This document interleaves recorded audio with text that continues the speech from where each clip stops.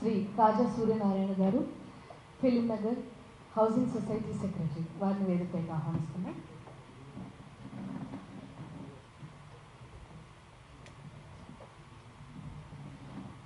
అందరికీ నమస్కారం. రామోజీరావు గారు ఆనాడు ఎన్టీ రామారావు గారు కనుక తెలుగుదేశం పార్టీ పెట్టకపోతే అసలు ఎట్లా ఉండేదో మరి ఊహించుకోవడానికి కూడా చాలా కష్టంగా ఉండేది.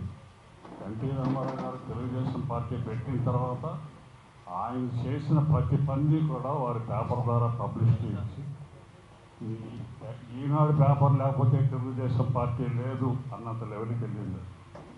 ఇవాళ కూడా తెలుగుదేశం పార్టీకి రామోజీరావు గారికి ఉన్న సంబంధం ఎటువంటి సంబంధం మీరు అందరూ చూసే ఉంటారు. ఆ కన్వెన్షన్ వరకు చంద్రబాబు నాయుడు గారు రామోజీరావు గారి పాడి మోస్తూ కూడా అక్కడే ఉన్నారు.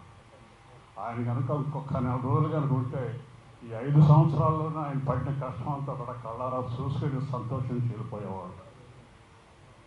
ఆయన్ని పెట్టిన ఇబ్బందులు, ఆయన్ని పెట్టిన బాధలు మిగిలిన వాళ్ళందరూ కూడా ఇవాళ మార్గదర్శి మీద చాలామంది ఎన్నో రకాలుగా మాట్లాడారు.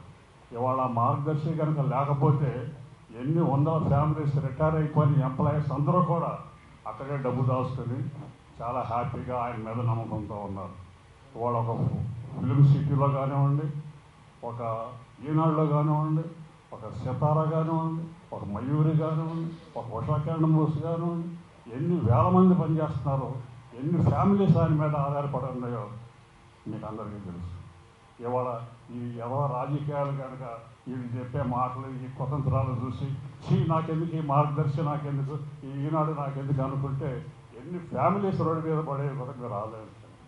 కాబట్టి ఆయనకి ఎంతోమంది, ఎన్నో ఫ్యామిలీస్ ఆయన మీద ఆధారపడి బతుకుతున్నారు. ఆయన లేని లోటు ఎవరు తీర్చలేనిది. వారి ఆత్మశాంతి కలగాలని మనస్ఫూర్తిగా కోరుకుంటూ సెలవు తీసుకో.